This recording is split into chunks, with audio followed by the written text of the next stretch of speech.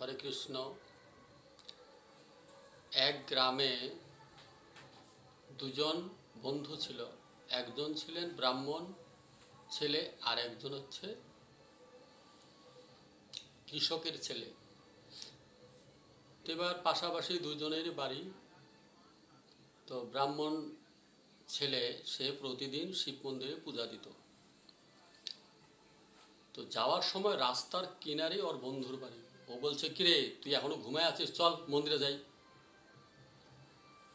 তখন সে উঠে তার সাথে মন্দিরে যেত, কিন্তু সে পূজা দিত আর সে কি করত, মন্দিরের পিছনে গিয়ে মূত্র ত্যাগ করত। এইভাবে 12 বৎসর কেটে গেল। এবার শেষ দিন ব্রাহ্মণের ছেলের জ্বর এসে গেছে। এবার সে তো ভাবলো, আরে কি ব্যাপার, আজকে এত লেট হয়ে গেছে, দেরি হয়ে গেল, কিন্তু কই সে তো আজকে আমাকে ডাক দিল না, কারণটা কি? সে তো আমাকে রাইখে চলে গেল, এটা তো ঠিক করলো না। এই চিন্তা ভাবনা করে ও সোজাসুজি মন্দিরে গিয়ে মন্দিরের পিছনে গিয়ে মূত্র ত্যাগ করেছেন। তো মূত্র ত্যাগ করার সাথে সাথেই এক বয়স্ক জটাধারী সাধুর রূপ ধরে তার সামনে এসে দাঁড়ালো। বলছে, বাবা তুমি কিছু আমার কাছ থেকে চেয়ে নাও। বাহ, আমি তোমার কাছে চাবো? কিসের জন্য চাবো? আমি তো কোনো সাধন ভজন কিচ্ছু করিনি। বলছে, দেখো তোমাকে যেটা বলছি তুমি সেটাই করো, তুমি কিছু আমার কাছে চাও, আমি যেটা বলছি সেটা শোনো।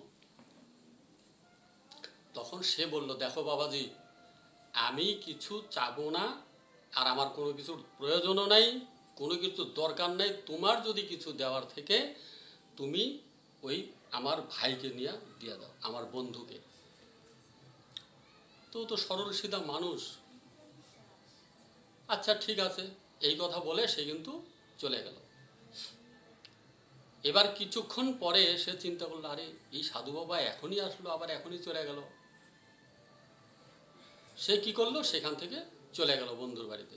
এবার বন্ধুর বাড়িতে গিয়ে বলছে, কিরে তুই আজকে কি মন্দিরে যাস নাই? বলে, না আমি মন্দিরে যাইনি তো, আমার ভাই শরীরটা খুব অসুস্থ।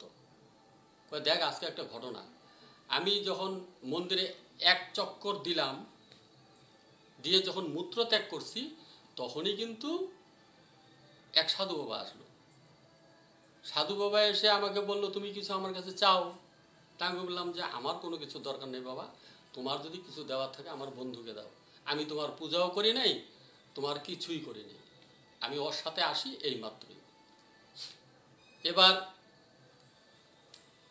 কয়, কি বলতেছিস তুই? বলে, হ্যাঁ তুই বিশ্বাস কর আমার কথা। এই কথা শুনে সে লাফ দিয়ে বিছানার থেকে উঠে তার সাথে চলতো মন্দিরে যাই। মন্দিরে গিয়ে দেখছে তার চরণের ছাপ, প্রভুর চরণের ছাপ সেখানে পড়ে আছে। সেখানে পড়ে অনেক কান্নাকাটি করলেন যে, প্রভু আমি এতদিন পূজা করে তোমার কৃপা লাভ করতে পারলাম না, আমার একজন ভোলা বন্ধু, তাকেই তুমি কৃপা করলে। এবার এই বলে বন্ধুকে জড়ায় এসে কান্না করতে শুরু করলেন। তারপরে উনি মন্দিরে গিয়ে পূজা অর্চনা দিয়ে বন্ধুকে বললেন, ভাই কৃপা তো তোমারই হলো, আমার তো আর হলো না। তো যাই হোক, তখন